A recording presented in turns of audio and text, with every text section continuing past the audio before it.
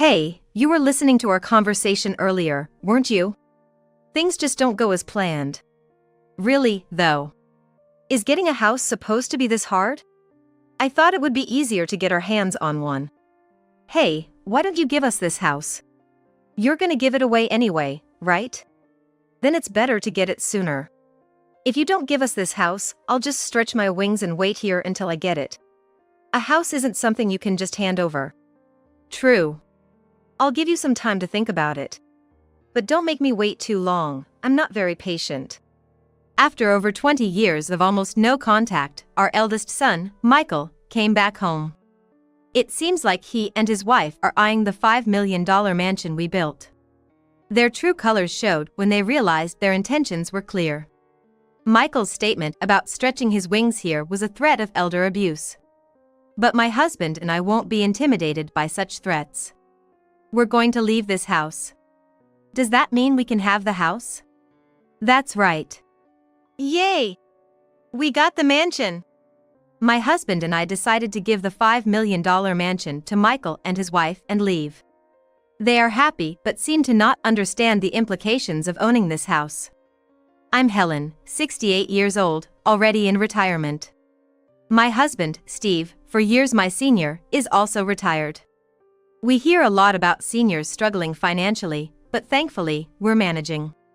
This is all thanks to my husband's hard work over the years. He started a metalworking company in his 30s, and I helped out. It would have been tough in today's world. However, we were fortunate with the times and managed to keep the company going until retirement. We even built this magnificent $5 million house. We really built a big house, didn't we? Well, we were business owners, so we had to keep up appearances to some extent. The neighborhood buzzed when the house was built. I was a bit embarrassed, but my husband was proud. People think we just bought our house easily with our successful business, but we went through a lot to build it. That's why this house is our pride and joy. You shouldn't overdo it anymore. You're right. Knowing when to quit is important. 3 years ago, we stood at the entrance of our office, looking around the room. We remembered our struggles when we saw the worn-out desks and shelves full of documents. When we retired, we decided to sell the company we had worked so hard on. It was smaller than its peak, so it sold for less than we hoped. But it was more than enough for our retirement. We have 2 sons, Michael and Luke. We could have passed the company to them, but we chose not to. Luke moved out after college, lives far away now. Married with kids, and almost 40, doing well in his career. We didn't want to burden him with a shrinking business.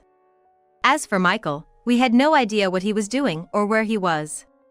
I've been invited by my friend, so I'm gonna get a job after graduating high school.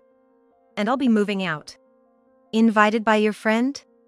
What kind of job is it? And where are you planning to move to? No need to tell you. Michael was what you'd call a troubled kid. He was kind until middle school, but then he got into bad company in high school. Steve tried to warn him, and I tried to reach out, but we were just annoying parents to him. Steve, come with me to Michael's room. What's up so early in the morning? I pulled my sleepy husband's hand and headed to Michael's room. Entering the room, which is usually messy, it strangely seemed clean. What's going on? All his clothes are gone. And it's not like Michael to be out of the house at this time. We realized what happened when we saw the neatly empty closet. The day after his high school graduation, Michael disappeared without a word. The reason his room looked clean was that he had taken all his essentials. Luke kept in touch and visited home, but we never heard from Michael. The only contact was a postcard about his marriage and child. We knew his address from the postcard but didn't visit, fearing he'd find us annoying. I remember staring at that postcard, happy as long as he was doing well. But that postcard was from over 10 years ago, we don't know if he's still there. I wonder what Michael is doing now. He was a strong kid. He's probably doing fine. He's 40 now, married with kids. I doubt he's still causing trouble. Wow, he's 40 already. I hope he's doing all right. Steve mentioning Michael made me think of his childhood. We occasionally talk about Michael. No matter how troubled or out of touch, parents always worry about their children. But it's not just about worrying about our kids. We're in our late 60s to early 70s, and life isn't as easy as it used to be. Still, we don't want to burden our kids, so we plan to manage on our own as much as possible.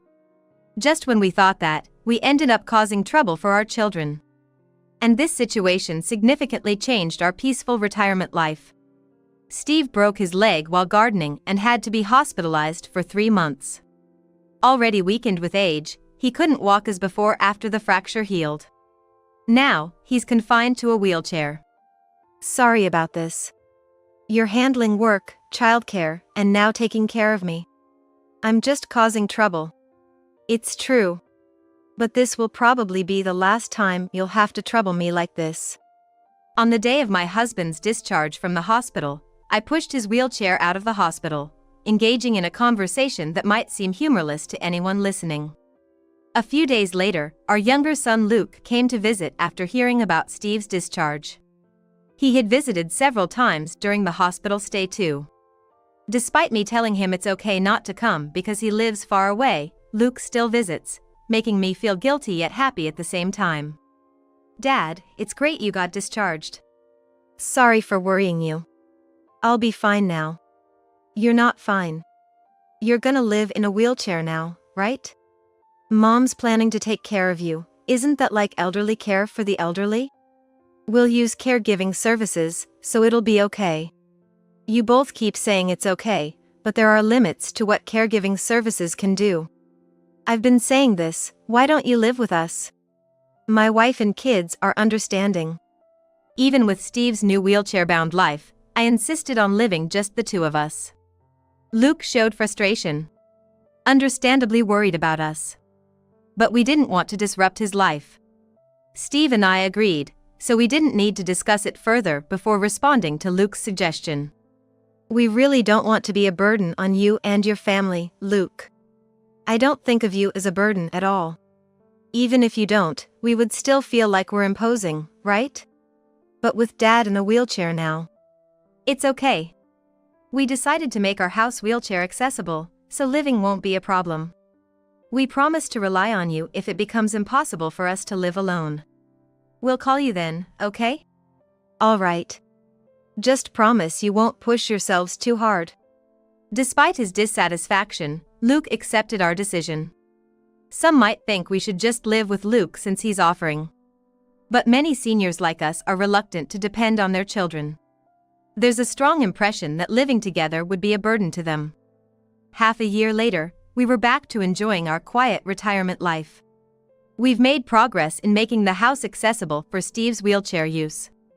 Initially, I thought it would be challenging, but the accessibility modifications have made it feasible to assist Steve with the bathroom and bathing. Then one day, the doorbell rang, and suddenly our life became hectic. Yes, who is it? Mom, it's been a while. Michael? Hearing the name Michael, Steve's gaze shifted from the TV to me. Is it Michael? Has he come back? It seems so. Let me go check. I hurried as fast as my slow legs would take me to the front door. It's been a long time, Mom. You've changed quite a bit. So have you. Facing my eldest son Michael after 22 years, I wasn't sure how to act but managed a smile to match his. The woman and child standing next to Steve must be his wife and grandson. I recognized the woman from the photo on a postcard. The postcard announcing the birth of their child arrived 10 years ago. So the grandson must be about 10 years old. Nice to meet you, Helen. I apologize for the late introduction. Come on, Jason, say hello. Hi, Grandma. What a lively boy. I understand there have been various circumstances. Come in and tell us all about it. Feeling frustrated by my inability to move quickly, I laid out slippers at the entrance. But when I looked up after setting out the slippers, Michael and his family weren't looking inside the house, they were looking outside. Sorry, Mom. Before we come in, I want to move some things in. Gotta finish quickly so the movers aren't held up. What things? I struggled to stand up and looked outside. I had assumed Michael might stay for a few nights with a few large suitcases, but there was a large moving truck outside. You're living with Dad, right? There must be plenty of spare rooms. Let me take a look. Come on, Jason, follow me. Wait a minute. As I was stunned by the truck, Michael, with his son Jason, confidently walked into the house. My slow movements couldn't stop them. They moved down the hallway with brisk footsteps. Dad, it's been a while. I'll come and say hi properly later. After a while, I heard Michael's voice from the living room. It seemed he had encountered Steve but had just breezed past him after a brief word. I wanted to ask Michael's wife about the situation, but she was busy talking with the movers. So, I went back to the living room to tell Steve what little I knew. What's going on? Michael and the kid went upstairs. I'm not sure yet. Michael has come back with his wife and grandson, and there's a truck outside. It looks like he's looking for spare rooms. What does that mean? Is he planning to live here? Maybe. I guess so. Watching the movers pass by the living room with furniture, Steve and I fell silent. After a while, having finished giving instructions to the movers, Michael's family finally came into the living room. Sorry for delaying the talk. We want to live here. Please, let us. Michael pleaded. The stuff was already being moved in. How could we possibly say no in this situation? At least a reasonable explanation was needed. Why come back suddenly without any contact for so long? Actually, after I left home, I was helping at my friend's restaurant, but it went under quickly. I couldn't come back home after leaving on my own, so I got a job. I got married and had a kid. But recently, that company went bankrupt. I didn't earn much as I only graduated high school, so I have no savings, and job hunting isn't going well. So, you've come back here because you're struggling to make a living? I know it's selfish. I understand I was wrong. But please, help us this one time. My wife and I will look for jobs, and as soon as we get back on our feet, we'll move out. Steve and I exchanged glances, unsure what to do. We had repeatedly refused to live with Luke, but should we live with Michael? If we refuse, Michael's family might end up homeless. And the stuff was already being moved in. Steve sighed heavily beside me. Having been married for years, I knew what his sigh meant. We'll let you stay until you get back on your feet. But you need to understand, your father is wheelchair-bound and requires caregiving. You'll have to help with that. Thank you. Despite almost no contact since he left after high school, allowing him to come back might seem too lenient. However, Michael seemed to be repenting his actions, and he came to us, pleading in front of his wife and child, for his family's sake. What matters is the future, not the past. Steve and I decided to let Michael's family stay, hoping for a better future. However, I felt a pang of guilt about Luke, who we had repeatedly refused to live with. The next day, I called Luke, feeling sorry, and told him about Michael moving in. So, Michael came back. Setting aside what he's done until now, if someone's with you and Dad, I'll feel relieved. But sneaky of him to move in his stuff first. Maybe I should have been more assertive like that, then I could have lived with you earlier. Sorry, Luke. You've always been so willing to live with us. It can't be helped, considering Michael's situation. Michael should have come back when his senior's place shut down, instead of staying away for over 20 years. He's stubborn in strange ways. What? He was working at his friend's place after leaving high school? Yes. Apparently, it was a bar. Despite running away, he was surprisingly close to home for a while. Hearing Luke's cheerful voice made me relieved. Michael had returned home, and Luke wasn't opposed to us living with Michael. Now our family should be able to live together harmoniously like in the past. However, soon after Michael's family moved in, a tense atmosphere began to develop. Michael, are you making any progress with job hunting? Yeah, I'm on it. Michael is lounging on the living room sofa, watching TV. He's been doing this since he came back home a week ago. The only times he moves from the sofa are for the bathroom, meals, and occasional errands outside. I had stayed quiet, thinking it was okay for him to relax for a while after returning home, but a week seems too long now. I'm home. There we go. Michael's wife, Amy, comes in carrying a bunch of shopping bags and sets them down heavily in the living room. The sight of those shopping bags sends a chill down my spine. They're supposed to be short on money, which is why they came to our house, but Amy seems to be enjoying shopping. Amy, that's a lot of shopping. Are you sure about the money? I got it from my husband. Michael, where did you get that money? Huh? Borrowed it from Mom's purse. I'll pay it back later. You took it from my purse? Come on, don't make it sound so bad. I said I'll return it. Michael acts as if he's done nothing wrong, not even looking my way as he continues watching TV. And Amy seems to be spending money knowingly it's ours. Feeling like there's a thief in our own home, I let out a heavy sigh. Suddenly, a loud crash shatters the peace as a window breaks. Startled by the sudden noise, everyone, the astounded me, the relaxed Michael, and the happily unpacking Amy, turns towards the sound. In the midst of the broken glass lies a baseball. It looks like Jason, our grandson, playing in the yard, broke it. I had warned him to do bat swinging practice in the yard, but to go to the park if he wanted to play with a ball. Clearly, he hadn't heeded that warning. Realizing he's in trouble, Jason slowly walks into the living room, eyes cast down. Already on edge due to the theft incident, I couldn't help but scold him. Didn't I tell you not to use balls in the yard? My scolding makes Jason start crying, though he tries to hold back his tears. I felt bad for scaring him with my loud voice, but he needed to be scolded for breaking the rule and the window. Someone could have been hurt by the broken glass. But Michael and his wife, Amy, seemed to think differently. Hey! Yelling like that all of a sudden, what were you thinking? Shouldn't you first check if Jason is hurt? Scolding him immediately for doing something wrong, what era's parenting is that? With Steve in another room, I had no allies in the living room and ended up being the villain. Jason, I'm sorry for yelling at you so suddenly. That was wrong of me. Glared at by a teary-eyed Jason, I felt guilty and ended up apologizing.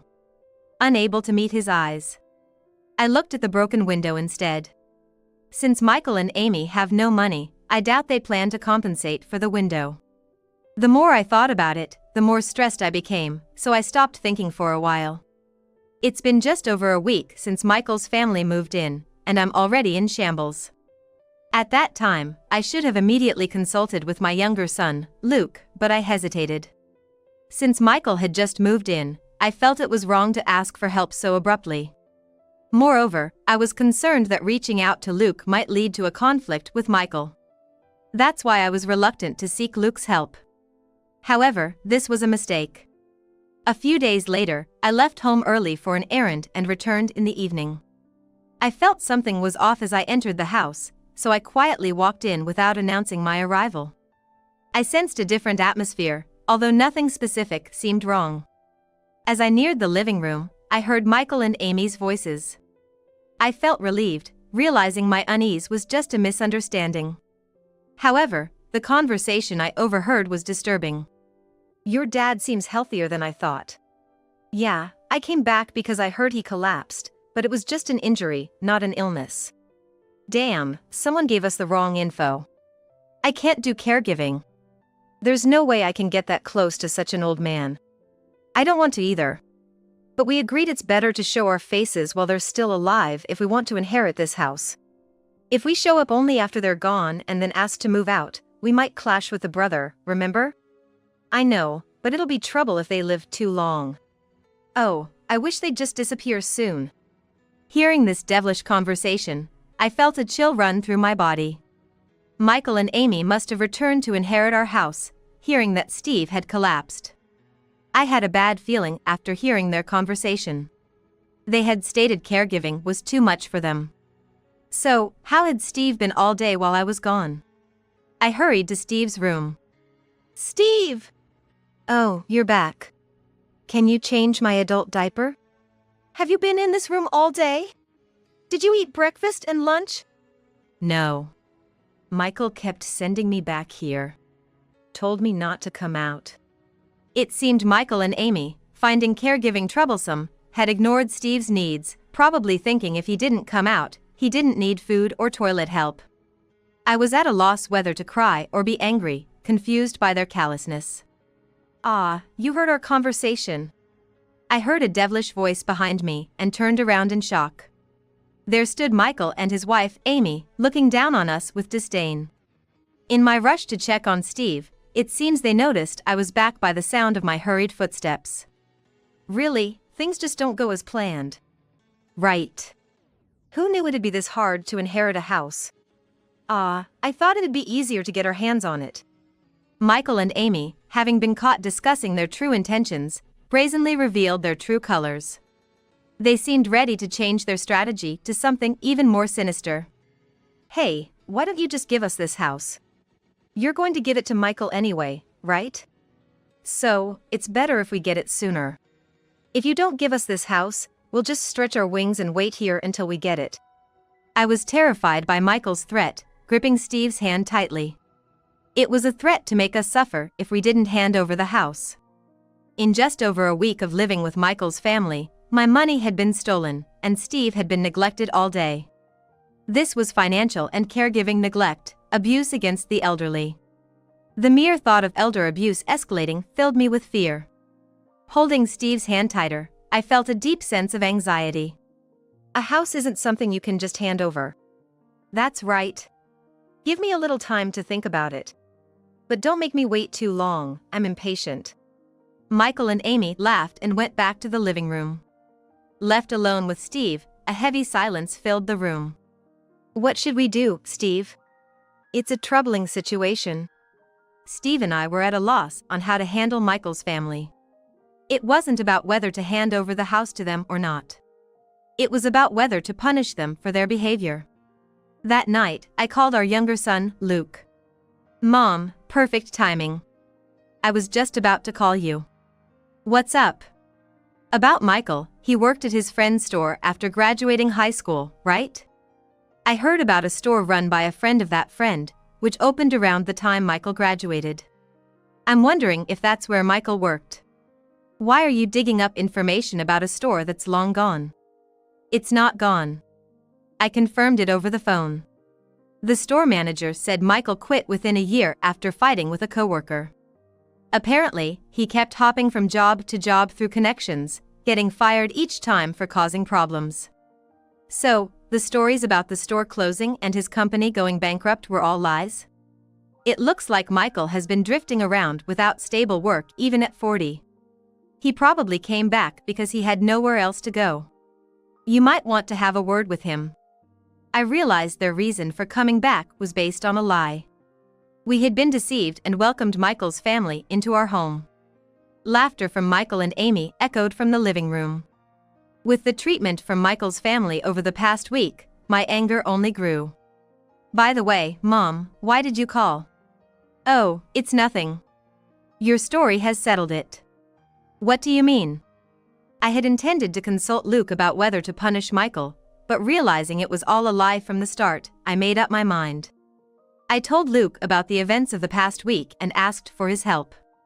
Then, with a fury as if he was about to leap through the phone, our younger son Luke burst into anger. "That's terrible. Threatening you to hand over the house." "Don't worry about punishing Michael. I have another favor to ask."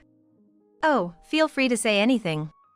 After hanging up, I turned to Steve with determination in my eyes. And he returned the same gaze.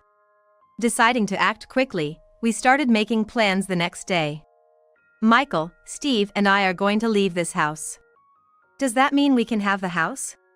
"Yes, that's what it means." "Yay! We got the mansion!"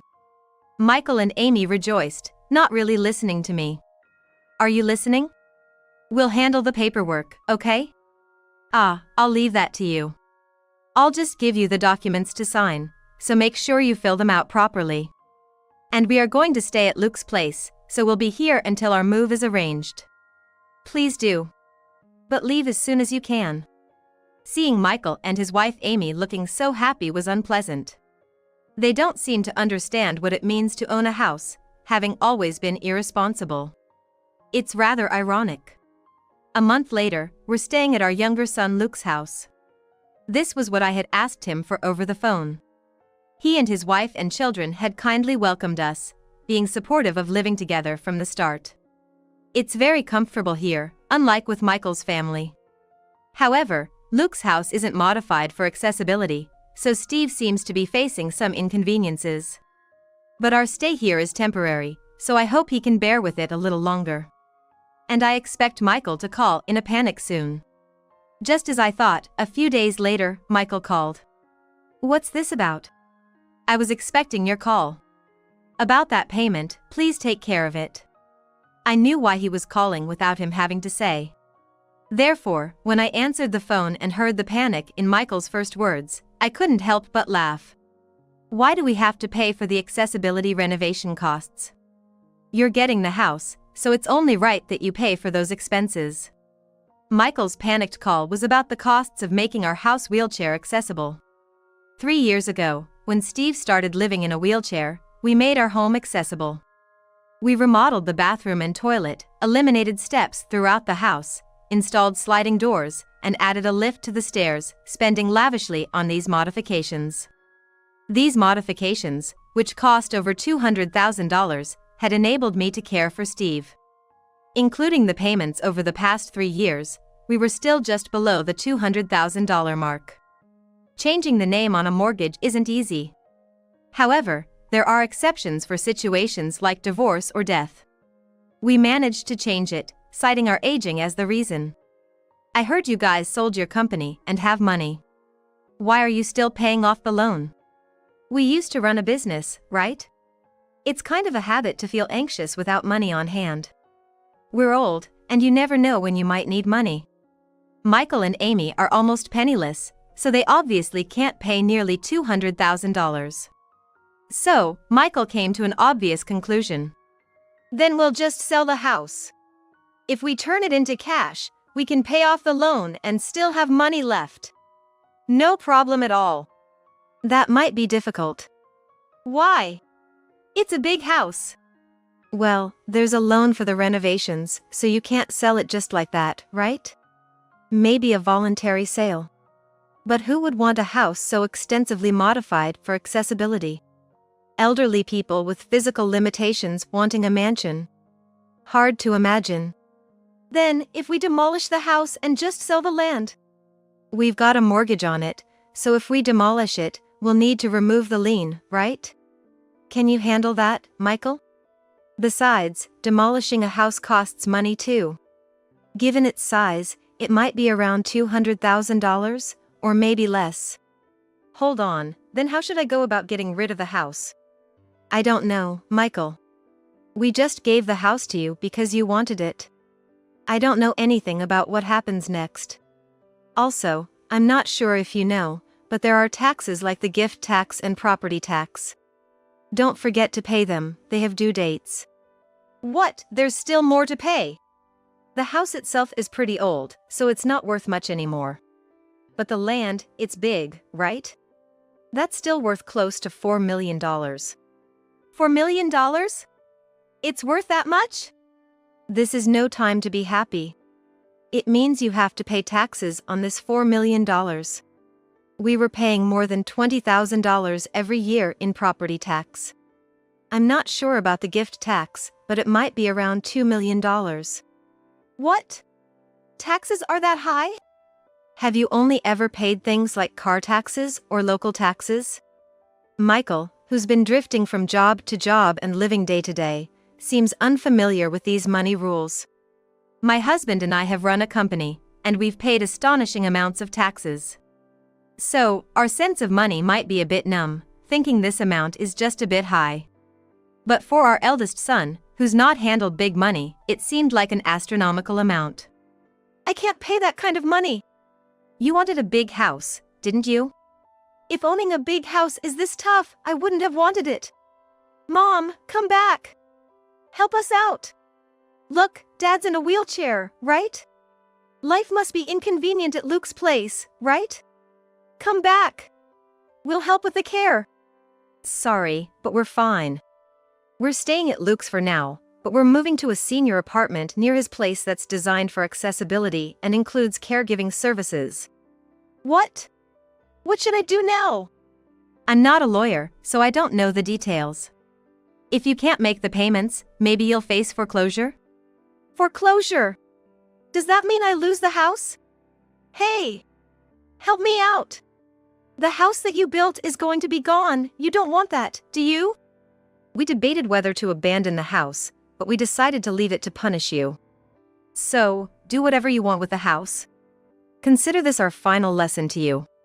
If you learn from this, start working seriously. I hung up on my eldest son, pushing him away. That was an expensive lesson. Do you think so? If Michael turns serious because of this, I'd say it's still cheap. We, now in our 70s, laughed for the first time over a difference in opinion about raising our children. Our eldest son and his wife seemed to have abandoned the mansion we gave them and moved somewhere else. Later, I heard the house and land were seized and put up for sale. According to relatives, they moved to a cheap apartment far away. There are rumors they went bankrupt, but even bankruptcy doesn't wipe out tax payments.